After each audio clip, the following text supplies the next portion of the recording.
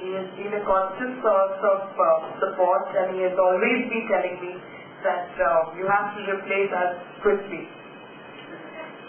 Well, sir, we won't replace you, but we'll be with you, and I'll now call Alex.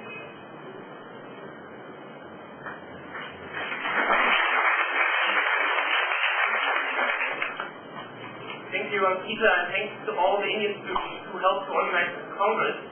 Also, giving me a chance to welcome all of you to Delhi, especially the people who have just been arriving in the last couple of hours or yesterday, who have not had time to climatize, and suddenly find themselves sitting in a room with 150 or so, the head count should be about 150, yeah, 200 or so, well, mostly strangers that you've never seen before in your life, in a country that you've probably never been before, talking about problems and subjects that also most of you have probably not spent too much time of your life on so far.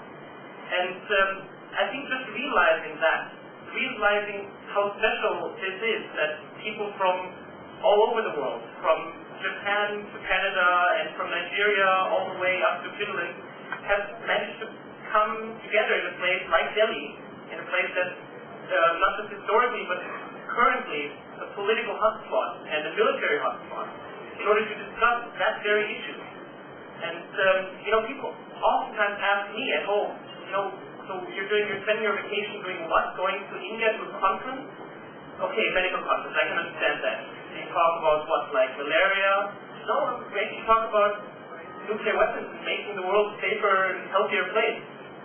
And they some people don't understand the whole concept, and other people don't understand why we meet at a conference, why we don't do activities, just projects.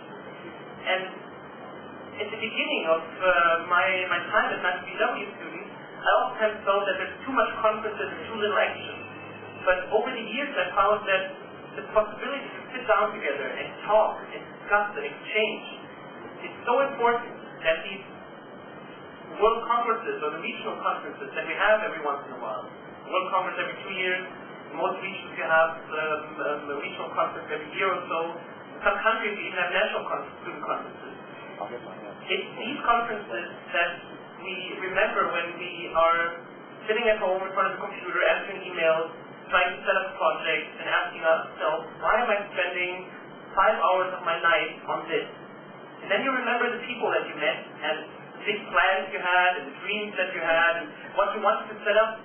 And you remember that a year from now, you'll meet up with these people again, and you'll be able to share your experiences. So what I want to say is that while you're enjoying yourself during this conference and talking to everyone, you have to realize that this is part of the deal. Seeing everyone, asking about what they're doing in their country, and getting that impression that all over the world, even in countries that you wouldn't think that there's a lot of political activism, even in those countries, people are making a difference. People are trying to become involved. And as medical students, you are the future of your country, and you are the future of your profession. And as IPPNW students, you are the future of IPPNW. So just remember that change, and we've heard a lot about change in the last couple of weeks, and a lot about change this morning. Change always happens on an individual level. You will not be able to change the world by yourself. But if you talk to enough people, and you convince them that change is necessary, and if you talk to the right people, the more people you talk to, the higher the chances of getting the right people, then you will be able to make a difference. So events like the Student Peace March, I've seen the pictures yesterday, and it warms my heart to see all those students from all over the world coming together and walking, literally marching through the streets of India, telling people about our concerns. That makes a change. That makes a difference. And you are here to make a difference. So, welcome to Delhi. Welcome to IPPNW for all those whose first conference this is. And I hope you enjoy yourself, and thank you very much to all the people who have put so much time and energy into setting up not just the conference, and not just the Peace March, but basically running the student movement in the last 1.5 years since Helsinki. Thank you, Tova, for maintaining the website and adding it and changing it and making it better and better and better.